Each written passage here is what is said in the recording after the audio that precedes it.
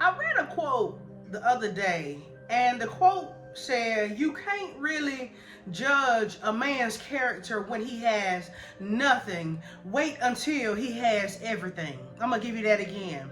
I read a quote the other day, and the quote said, "You can't really judge a man's character when he has nothing. Wait until he has everything." And what that quote is basically saying is that when somebody is broke, or when somebody is in a position that they really don't want to be in, you're going to get a different version of them. That's really not who they are. It's just who they are in that circumstance and in that situation. That version of them that you get, you're only getting it because they're broke, or they're being oppressed, or they're the underdog for that season. But you're really going to get the real them once they get a little bit of what they call elevation, or once they are no longer broke and they get a little bit of money. We see this a lot when it comes to income tax time, where people love you all year round and they humble, and they're so relatable. Then when they get that money, they want to flex and they want to floss.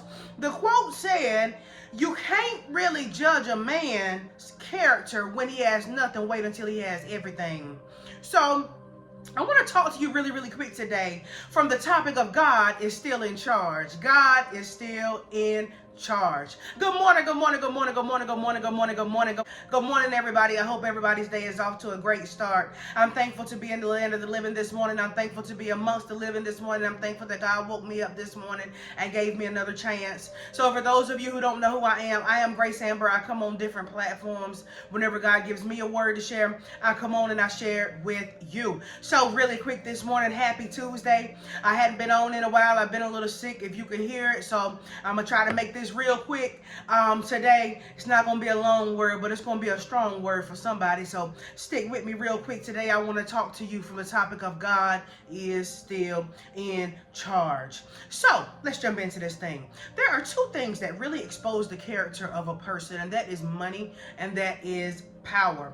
And many times we enter into dealings and relationships with people, and oftentimes we get them in their down season.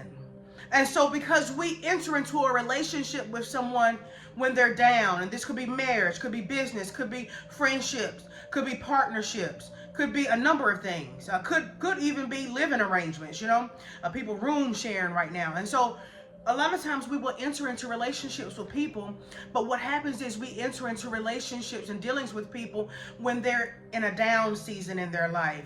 And so what happens to us is we enter into a relationship with them in their down season, and we believe that they're one way. But how many of you know that man can change? But the good news is God does not change, and he's the same yesterday, today, and forevermore. Let me give you that again. How many of y'all know that people will change? And even though people will change like the weather, guess what? The good news is that God does not change, and he stays the same yesterday, today, and forevermore. So let's keep going. When we enter into these relationships with people in their down season, we get one version of them, and then later on in life, as their situations change, they begin to change, because that's human nature. It's human nature. Humans do not stay the same. And so I come real quick today to talk to somebody who's out there yoked in a marriage, maybe with a man who's the breadwinner and you the stay-at-home mom, the stay-at-home wife, right? And he's holding his thumb over you as if he is your God. I come today to talk to somebody who's in a marriage, and you are being oppressed, abused, mistreated, mishandled, and misused. And it's all because your husband is the breadwinner. And I ain't got no problem with marriage, and I'm not talking about the man not being a breadwinner, because the man is supposed to be the breadwinner.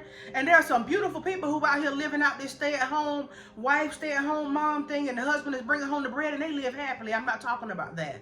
I'm talking about somebody out there who is being oppressed by the breadwinner in the house, and you're staying not because God didn't tell you that you couldn't leave. You're staying because you feel like, oh my God, what am I going to do? This person is the one who pays all my bills. But I come today to tell you that God is still in charge. I come today to talk to somebody who's being blackmailed by somebody who maybe has pictures on you, maybe has videos on you, may have text messages on you, and you doing whatever this person wants you to do because you feel like, oh my God, if I don't do what they tell me to do, they're going to expose me. Well, I come today to tell you that God is still in charge. I come today to talk to somebody who's on a job and the boss got you doing all kinds of evil and you know that it's wrong, but you're scared to stand up for what's right because you feel like if you don't suck up to that boss and get what it is that they're telling you to do, that they're going to ruin everything for you. I come today to tell you that God is still in charge. I come today to talk to somebody. You may be a truck driver and somebody on your last job has done something malicious and put something on your license that was not even true. And here you are, you're sick and you're wondering, how am I going to go get another job because this is on my license? This person has ruined my life. Well, guess what? That person does not have the power to ruin your life. I come today to tell you that God is still in charge. I come today to talk to somebody who's on a job and that boss and that coworker call themselves nitpicking with you. And you worrying about what if they do this and what if they do that and what if they do this. I come today to tell you, let them do whatever it is that they threaten that they're going to do. Let them do whatever it is that they want to do, because guess what? I come today to tell you that God is still in charge. I want to give you a quick Bible story today, then I'm going to let you go. It's a very popular Bible story about the three Hebrew boys, Shadrach, Meshach, and Abednego, who were under a king, King Nebuchadnezzar. At this time in Babylon, King Nebuchadnezzar felt like he had all power in his hands and he felt like he was in charge. Let me give you a little bit of scripture today. Daniel, the 3rd chapter, 1-6, NIV translation.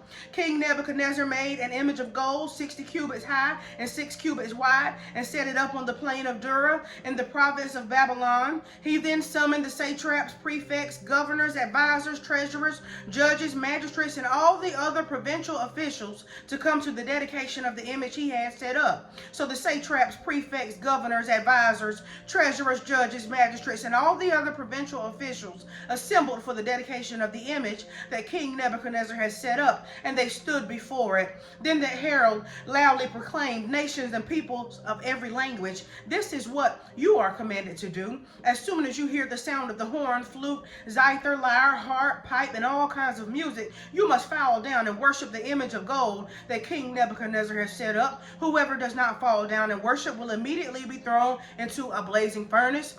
So they had this decree that they set out. King Nebuchadnezzar said, hey, this is what y'all gonna do. This is this statue of me. Now, when y'all hear this music playing in the land, this is what y'all gonna do. Y'all gonna get down and bow down and worship this.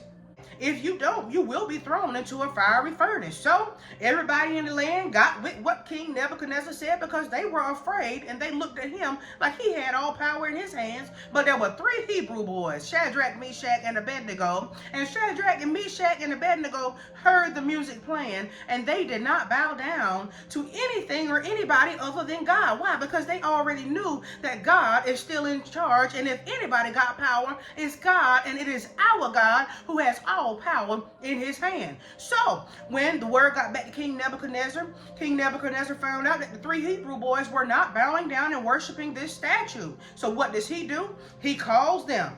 Is it true, Shadrach, Meshach, and Abednego, that you do not serve my gods or worship the image of gold I have set up? Now when you hear the sound of the horn, flute, zither, lyre, harp, pipe, and all kinds of music, if you are ready to fall down and worship the image I made, very good. But if you do not worship it, you will be thrown immediately into a blazing furnace. Then what God will be able to rescue you from my hand? Shadrach, Meshach, and Abednego replied to him, King Nebuchadnezzar, we do not need to defend ourselves before you in this matter. If we are thrown into the blazing furnace, the God we serve is able to deliver us from it, and he will deliver us from your majesty's hand. But even if he does not, we want you to know, your majesty, that we will not serve your gods or worship the image of gold you have set up. Nebuchadnezzar then became furious with Shadrach, Meshach, and Abednego, and his attitude towards them changed. He ordered the furnace heated 7 times hotter than usual and commanded some of the strongest soldiers in his army to tie up Shadrach, Meshach, and Abednego and throw them into the blazing furnace. So these men wearing their robes, trousers, Turbans and other clothes were bound and thrown into the blazing furnace. The king's command was so urgent and the furnace so hot that the flames of the fire killed the soldiers who took up Shadrach, Meshach, and Abednego. And these three men, firmly tied, fell into the blazing furnace. Then King Nebuchadnezzar leaped to his feet in amazement and asked his advisors, "Weren't there three men that we tied up and threw into the fire?" They replied, "Certainly, your majesty." He said, "Look, I see four men walking around in the fire, unbound and unharmed, and the fourth looks like a son of the gods." Nebuchadnezzar then approached the opening of the blazing furnace and shouted, "Shadrach, Meshach, and Abednego, servants of the Most High God, come out, come here." So Shadrach, Meshach, and Abednego came out of the fire, and the satraps, prefects, governors, and royal advisors crowded around them. They saw that the fire had not harmed their bodies, nor was a hair of their heads singed. Their robes were not scorched, and there was no smell of fire on them. Now Nebuchadnezzar appeared to have all power in the world. Nebuchadnezzar appeared to be able to control the destiny of these three Hebrew boys, the children of God. But as this story showed you, Nebuchadnezzar had no power when it came to the Most High God, and so shall it be with anybody who are using their little bit of authority, whether it be money, whether it be power, whether it be your boss, whether it be your supervisor, whether it be your landlord, whether it be your last landlord, whether it be the person that's the dispatcher that's handling calls, whether it be whoever it is, whether it be your employer, whether it be your customer, whether it be your neighbor, whether it be your husband, whether it be your wife, whether it be your estranged child, it don't matter who it is. Whoever it is that calls you as a child of God being up under their thumb, and whoever it is that feels like they can just manipulate you and handle you and control the destiny and the plight of your life and control your story and control this season, and whoever it is that thinks that they got you under their thumb as a child of God, they gonna mess around and fall in the fire and get burnt themselves. They gonna mess around and look just as stupid and cheap as Nebuchadnezzar did, because one thing I come to tell you, and two things for sure, when it comes to a child of God, God has all control. God has all power in his hands, and God has the last say so. And whoever it is that has themselves souped up, blowed up in their own head, thinking that they're going to do whatever it is when they come to you and just walk away scot-free, let them take their best shot. Let them go ahead and leak the text messages. Let them go ahead and leak the pictures. Let them go ahead and tattletale. Let them go ahead and run a smear campaign. Let them go ahead and put whatever it is on your record. Let them go ahead and do whatever it is that they think that they're going to do to you that's going to ruin you. And they will soon find out that anything that happens in your life will work for your good. And whatever it is that they meant for your evil, they going to find out about this Most High God that we serve. And they going to find out and look at the glory of God. And they too will be amazed at how God going to bring you out. And not only will he bring you out, he gonna cause them to be your footstool, and he gonna cause the very thing that they meant for evil